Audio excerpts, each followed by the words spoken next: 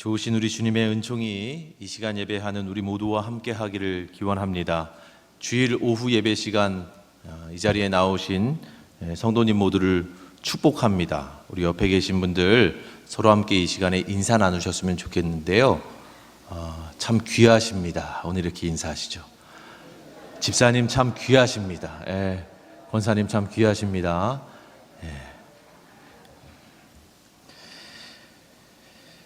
여러분, 예전에 흔히 볼 수 있었던 교통안전 문구 가운데 이런 게 있었어요. 오늘도 무사히. 오늘도 무사히. 기억하시죠?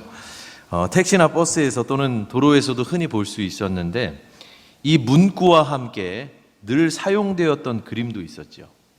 아마 아시는 분들은 아시리라고 생각이 됩니다. 어느 예쁘장한 아이가 고사리 같은 두 손을 모아서 기도하는 그런 그림이었어요. 어린 시절에 종종 저는 그 그림을 볼 때마다 쟤는 누구지? 이런 생각을 했었습니다. 여러분 해보지 않으셨어요? 분명 우리나라 사람은 아닌 것 같은데 그렇게 생각하면서 정체를 몹시 궁금해하곤 했습니다. 그런데 세월이 흐른 뒤에 그 아이가 누군지 우연히 알게 되었어요. 여러분, 그 그림의 원작을 한번 보여드릴게요. 이거잖아요. 18세기 영국의 화가였던 조슈아 레이놀즈의 1776년작입니다. 어린 사무엘이라는 그림이에요.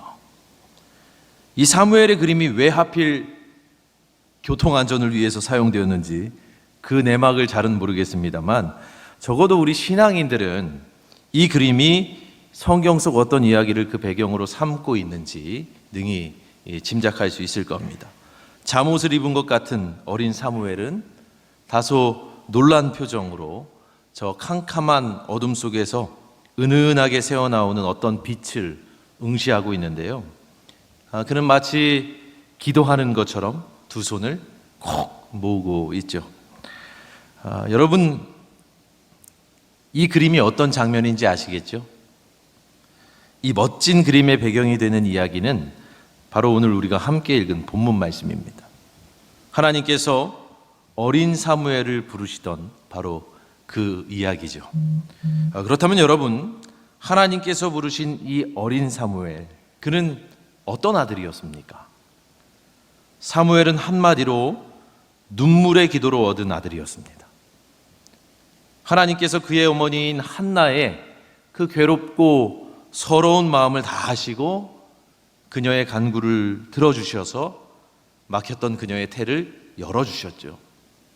이에 한나는 하나님께서 주신 그 아들을 기꺼이 주님께 드리기로 서원합니다. 그가 일평생 하나님의 사람으로 살아가도록 그를 제사장 엘리의 곁에 두게 된 것이죠. 그렇게 어린 사무엘은 날마다 성소에서 지내면서 하나님 앞에서 날로 자라갔습니다. 그러던 어느 날, 여느 때와 마찬가지로 여호와의 전에서 자고 있던 어린 사무엘은 새벽 무렵 어둠 속에서 자신을 부르는 어떤 음성을 듣게 되죠. 사무엘아, 사무엘아. 사무엘은 처음엔 그것이 스승 엘리의 음성인 줄로 착각해서 그에게로 달려갔지만 엘리는 사무엘에게 내가 너를 부르지 않았으니 다시 가서 자라, 이렇게 응답합니다. 그리고 이러한 일이 두 번쯤 더 반복되죠. 그리고 그제서야 제사장 엘리는 그것이 사무엘을 부르시는 하나님의 음성임을 깨닫게 됩니다. 그리고는 이를 사무엘에게 알려주어서 그로 하여금 하나님께서 다시 부르실 때에 응답하도록 가르쳐주죠. 자, 여러분, 바로 이 일이 오늘 우리가 읽은 본문 속에서 펼쳐지고 있는데요. 이 이야기를 마주할 때마다 우리는 무엇보다 먼저 이야기의 시작이 되는 그 배경에 대해서 좀 유념할 필요가 있겠습니다. 본문 1절과 2절의 말씀을 다시 한번 보실까요? 말씀은 이렇게 전하고 있습니다. 아이 사무엘이 엘리 앞에서 여호와를 섬길 때에는 여호와의 말씀이 희귀하여 이상이 흔히 보이지 않았더라. 엘리의 눈이 점점 어두워가서 잘 보지 못하는 그때에 그가 가서 처소에 누웠고. 자, 이 말씀 속에서 우리는 오늘 본문 이야기가 펼쳐지던 당시의 시대적인 배경을 알게 되죠. 말씀은 이렇게 전하고 있었어요. 아이 사무엘이 엘리 앞에서 여호와를 섬기던 때에는 여호와의 말씀이 희귀하여 이상이 흔히 보이지 않았더라. 이를 두고 메시지 성경에서는 그때는 하나님의 계시가 아주 드물거나 거의 나타나지 않던 때였다라고 의역하여 전합니다. 그러니까 여러분, 어린 사무엘이 엘리 제사장 곁에서 지내던 그때, 곧 오늘 말씀 속 이야기가 펼쳐지는 그 사사시대 당시에는요, 여호와의 말씀이 희귀했고, 그래서 그분의 이상, 곧 하나님의 계시가 거의 나타나지 않던 때였다라는 겁니다. 여러분, 계시라는 말은요, 쉽게 말하면 드러낸다라는 뜻이거든요. 그러니까 그때는 한마디로 하나님이 잘 드러나시지 않던 그런 때였다라는 것이죠. 바로 이러한 표현 속에서 우리가 당시의 영적인 분위기를 짐작하기란 그리 어려운 일이 아닙니다. 여러분, 당시가 영적으로 어떤 시대였겠습니까? 매우 침체되어 있던 때였다라고 말할 수 있겠어요.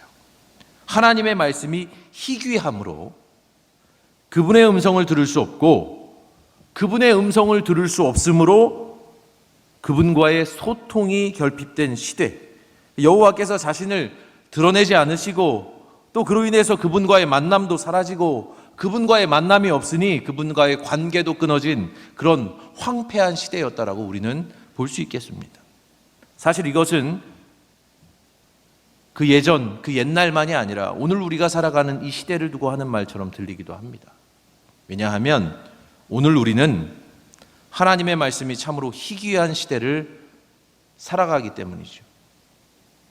참 아이러니하게도 우리는 언제든지 TV를 켜면, 또 유튜브에 접속하면 수많은 말씀과 설교들을 자유로이 들을 수 있습니다. 그야말로 말씀의 홍수 시대를 우리는 살고 있죠. 하지만 그 속에서 진정 하나님의 음성을 듣지 못해서 갈급해하는 심령들이 참 많습니다.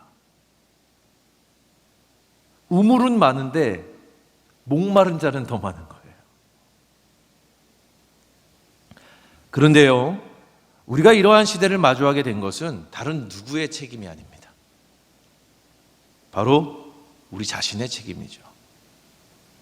생각해보면 우리는 주님의 세미한 음성에 귀를 기울이고 그분의 뜻을 받들고 그분의 말씀을 들으려 하기보다는 그저 나 자신의 소리만을 내기에 바쁘기 때문입니다. 기도를 하나님과의 대화라고 말하면서도 우리는 우리의 간구를 아뢰려고 할 뿐 주님의 생각을, 주님의 마음을, 그분의 음성을 잘 들으려고는 하지 않기 때문입니다. 그렇게 우리는 우리 자신의 소원은 아뢰지만 우리를 향하신 하나님의 소원은 잘 듣지 않습니다. 그렇게 어느덧 우리는 하나님께 말하기만 하고 듣지는 않는 일방적인 소통을 하면서도 그분과 더없이 좋은 관계를 유지하고 있다고 착각합니다. 말하자면 그런 거예요. 전화 통화하면서 10분 동안 내 얘기만 하고 끊어도 그분이랑 나랑 참 친하지, 이렇게 생각하는 겁니다.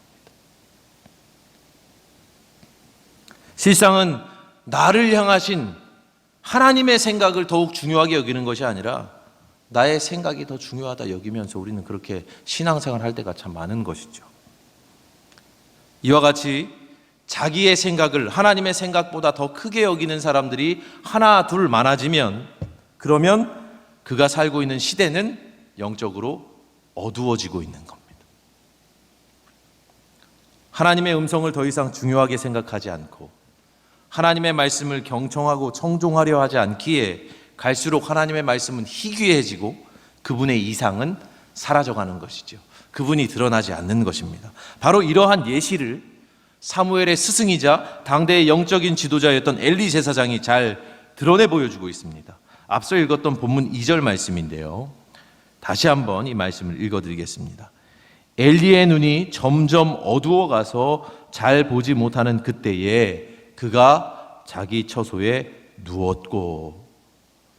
자, 여러분, 이 짧은 구절 속에서 우리가 제사장 엘리에 대해서 알 수 있는 사실은 그의 눈이 점점 더 어두워졌고 급기야는 잘 보지 못하게 되었다는 것입니다.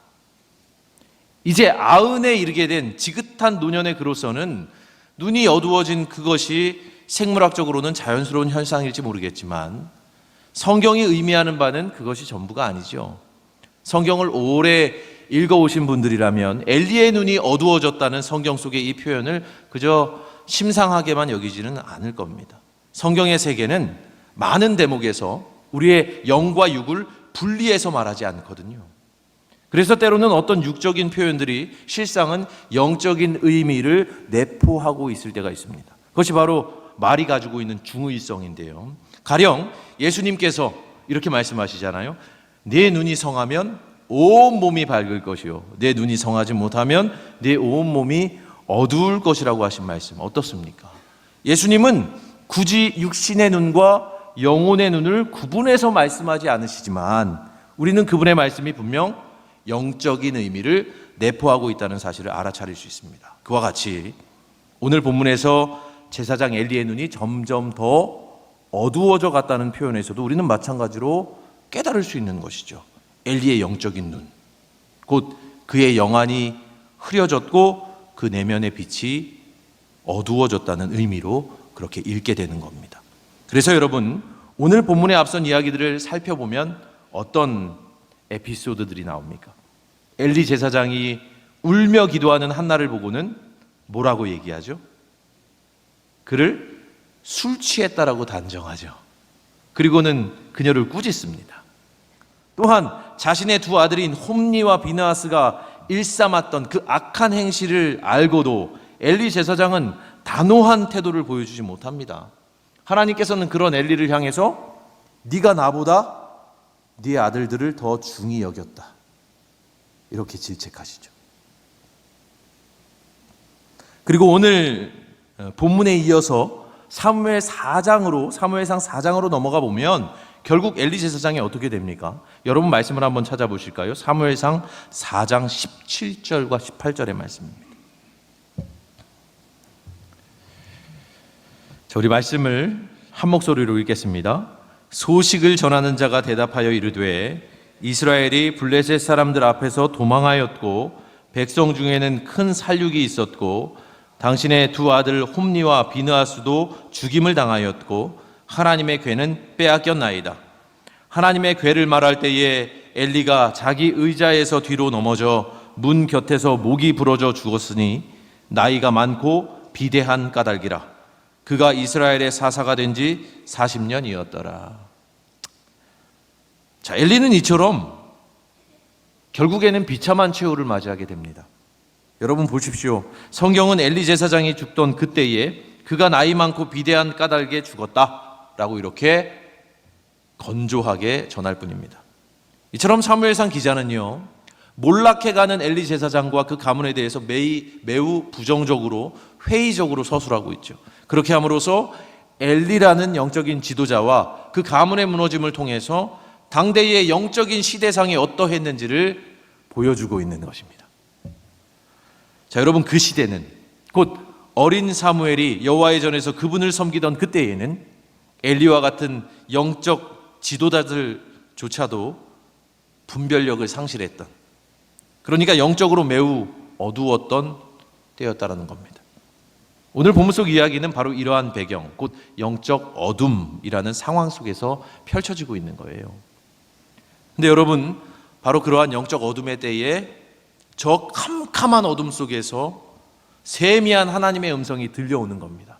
사무엘아, 사무엘아 하고 말이죠. 아무도 주님의 말씀을 듣지 못하던 그때에, 하나님의 음성이 전무했던 그때에 저 어둠 속에서 들려오는 소리가 사무엘에게는 들리는 것이죠. 사무엘아, 사무엘아.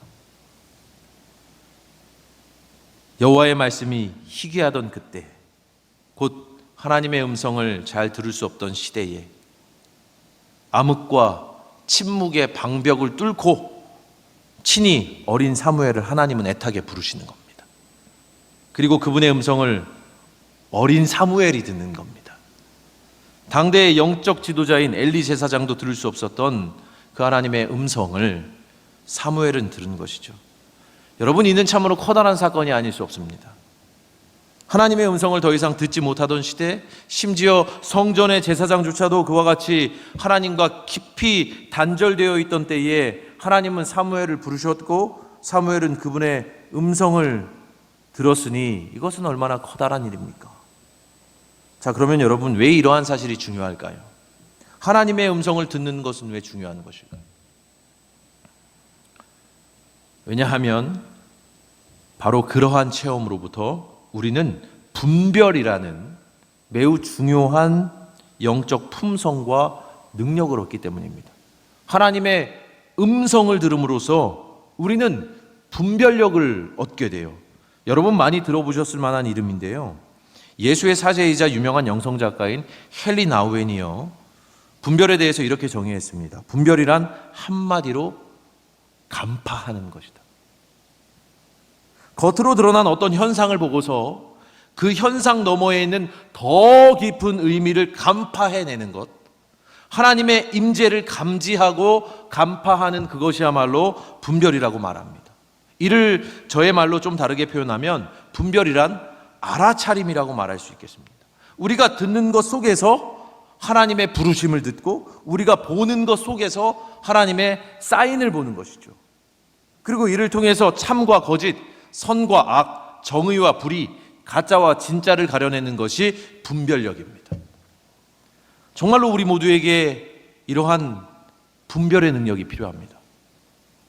우리 영혼의 모든 감각과 지각을 통해서 하나님의 함께하심을 알아차리고 하나님의 뜻을 깨달아 하는 분별력이 오늘 같은 이 미혹의 시대를 살아가는 우리들에게는 꼭 필요한 것이죠. 그런데 여러분, 실상 우리가 하나님의 현존을 알아차리기는 너무 어렵죠.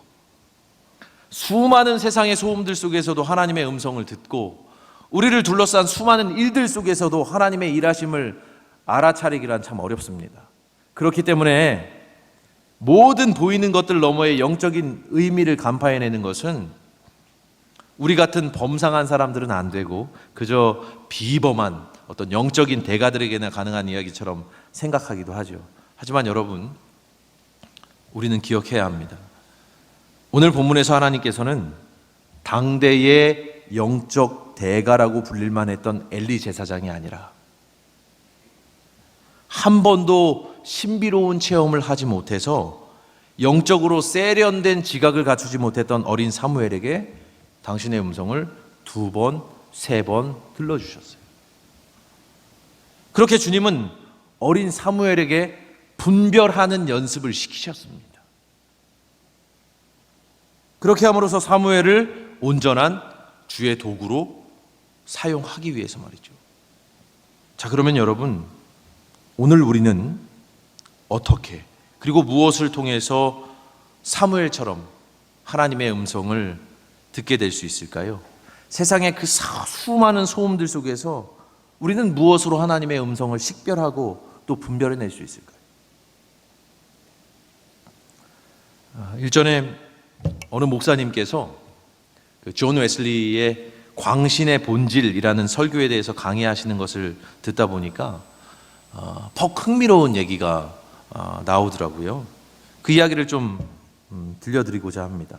제가 언젠가 설교에서 언급한 바 있었던 16세기 위대한 영성가인 십자가의 성 요한을 여러분 기억하실 겁니다. 그 성 요한이 자신의 수하에 있는, 자신의 문화에 있는 제자들을 가르칠 때에 이런 얘기를 했다고 하더라고요. 누구든지 기도를 하다 보면 어떤 소리가 들려오는 것 같기도 하고 또 어떤 환상이 보이는 것 같기도 하고 그런 때가 있대요. 그때 그것이 하나님께서 주신 것이라는 확신을 가지고 사람들에게 나아가 말해서는 절대 안 된다.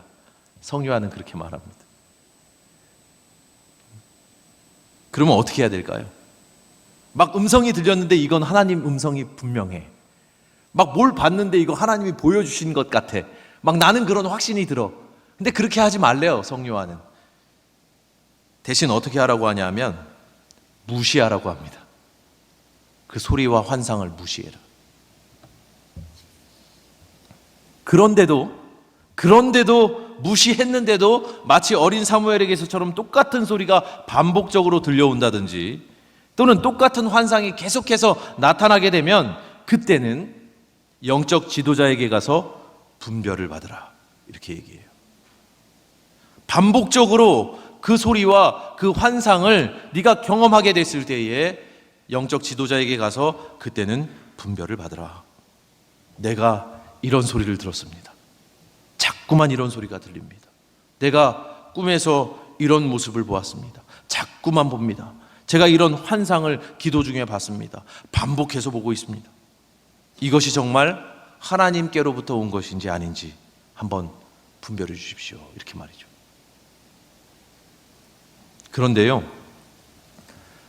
중요한 것은 이겁니다. 영적 지도자 가운데도 두 부류가 있대요. 하나는 영적 경험이 아주 많은 사람, 그런 지도자가 있고요. 또 하나는 공부를 많이 해서 지적인 능력이 풍부한 사람이 있답니다.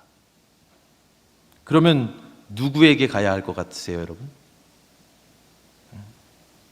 당연히 우리는 영적 경험이 풍부한 사람에게 가야 한다고 생각하기 쉽습니다. 그러나 십자가의 성 요한은 오히려 공부를 많이 하고 지적 능력이 있는 사람에게 가서 한번 판단을 받아보라고 얘기합니다. 왜냐하면 하나님께서는 인간에게 이성의 능력을 주셨기 때문이라는 것이죠. 여러분, 이것은 존 웨슬리 목사님이 일평생 일관되게 주장했던 바이기도 합니다. 하나님께서는 인간에게 이성의 능력을 주셔서 자신의 삶을 판단하고 또 어떻게 행하는 것이 진정 옳은 것인지에 대해 상식적으로 분별할 수 있는 능력을 심어주셨습니다. 그런데 그러한 이성과는 전혀 별개로 어떤 신비로운 체험이나 방법에만 의존하는 것은 광신에 가깝다. 웨슬리 목사님은 이렇게 얘기해요. 그래서 여러분, 우리가 볼 때는 말도 안 되는 이단들의 행태가 그들로서는 참 옳다라고 생각하는 게 그들 안에서 영적 경험이 풍부한 사람에게 가서 자꾸만 분별을 받으니까 확신을 갖게 되는 거 아니겠습니까? 그럴수록 우리는 이성의 능력을 생각해 봐야 된다는 것이죠. 하나님께서 우리에게 선물로 주신 생각하는 그 능력 말입니다. 자, 그렇다면 우리 어떻게 해야 될까요? 신앙생활 하다 보면 우리가 기도할 때 마치 하나님께서 음성을 들려주시는 것처럼 어떤 강한 느낌에 사로잡히게 될 때가 있습니다. 때로는 꿈을 통해서도 하나님께서 어떤 환상과 비전을 보여주시는 것처럼 그렇게 느끼기도 하죠. 그때마다 우리는 먼저 이거 하나님이 보여주신 거야, 이거 하나님이 말씀하신 거야, 이런 자기 확신보다는 이것이 진정 하나님의 뜻인지를 의심하며 거듭해서 물어야 합니다. 왜냐? 잘못된 자기 확신에 빠질 수 있기 때문이에요. 그건 정말로 무서운 일이 되는 겁니다. 그래서 이단들이 생기는 거거든요. 자, 그러면 기준이 있어야 할 거 아니겠습니까? 도대체 어떤 기준으로 이것이 하나님의 뜻인지를 의심하며 거듭해서 물어야 하는가? 그 기준은 분명합니다. 바로 하나님의 말씀입니다. 하나님의 말씀이라는 분명한 기준이 우리에게는 있습니다. 여러분, 아마 아현교회 교인이라면 누구든지 이미 잘 알고 계시리라고 저는 그렇게 믿는데요. 감리교 신앙의 사중 표준 아시는 분 있습니까? 이걸 꼭 아셔야 됩니다. 그래야 아현교회 아니고 아현 감리교회 교인입니다. 성서, 전통, 이성, 체험, 이게 감리교 신앙의 사중 표준 아니겠습니까? 미국 감리교회 아우틀러 박사가 요약한 것인데요, 이 사중 표준이야말로 웨슬리의 신념이다. 웨슬리의 신념이다. 성서, 전통, 이성, 체험. 감리교는 이 네 개의 축을 가지고 신앙하는 겁니다. 성서와 전통과 이성과 체험, 이것들이 균형을 이루면서 말이죠. 그런데 이 네 개의 표준 가운데서도 가장 첫 번째가 되는 기준이 뭐냐 하면 그것이 바로 성경입니다. 성서, 전통, 이성, 체험이라고 할 때 성경이 가장 으뜸으로 나오는 이유가 있는 겁니다. 가장 중요한 것은 성경이다. 하나님의 말씀. 그러니까 여러분, 감리교인의 신앙생활에 있어서 으뜸되는 기준이 있다면 그것은 어떤 환상이나 음성에 대한 자기 확신이 아니라 하나님의 말씀인 거예요. 하나님의 말씀. 그 말씀으로 검증을 받아야 되는 겁니다. 거기서 판단을 받아야 되고 거기서 분별해내야 되는 것입니다.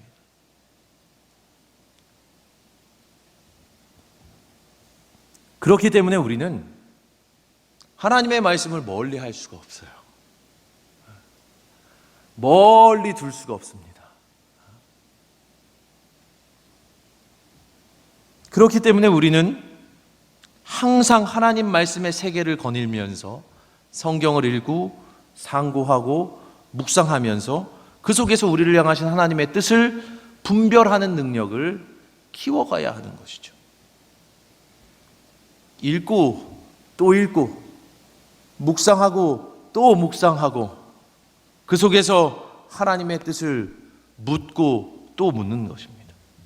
여러분, 바로 그렇게 할 때 우리는 어린 사무엘이 그랬던 것처럼 마침내 하나님의 음성을 하나님의 음성으로 확실히 듣게 되고 하나님의 비전을 하나님의 비전으로 밝히 보게 되는 그런 온전한 분별력을 지니게 될 줄로 믿습니다.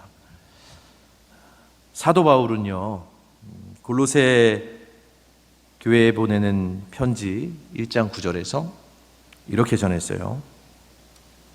우리는 하나님께서 여러분에게 모든 신령한 지혜와 총명으로 하나님의 뜻을 아는 지식을 채워주시기를 빕니다. 신령한 지혜와 신령한 총명. 그것이 우리로 하여금 하나님의 뜻을 아는 지식을 채워준대요. 그리고 그 지혜와 총명의 근원은 다른 어디에 있는 것이 아니라 바로 하나님의 말씀에 있음을 우리는 믿는 겁니다. 우리가 하나님의 말씀을 읽고 묵상하며 하나님의 세계에 더욱 깊이 침잠할 때 그때 비로소 우리는 우리 일상 가운데 현존하시는 하나님의 임재를 감지하고 또 눈에 보이는 현상 너머의 의미를 간파해낼 뿐만 아니라 모든 상황, 모든 곳에 편재하시는 모든 곳에서 일하시는 하나님의 역사를 우리는 보게 될 겁니다. 이러한 분별력을 통해서 하나님의 말씀에서부터 비롯되는 분별의 능력을 통해서 더욱 깊은 영성으로 나아가는 저와 여러분 모두가 되기를 살아계신 우리 주님의 이름으로 축원합니다.